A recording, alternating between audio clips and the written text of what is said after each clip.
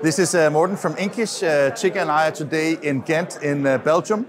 And I don't know what's in the water here, but it seems that all the workflow software around the world is apparently created based in these wonderful historical surroundings.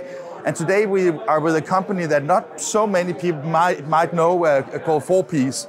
4Ps has been, first they have been selling web-to-print solutions in the Benelux area. Then they started, a couple of years ago, we did an interview at Printing United where they started doing, let's say, implementations of software for customers. And today they're actually launching a software. The event is called React. And we will, during the day, make a lot of interviews disclosing what the software is about. But as far as I understand, this is software that basically will change how we see software implementation installations in the industry because you can do it on a platform basis rather than doing it on site basis.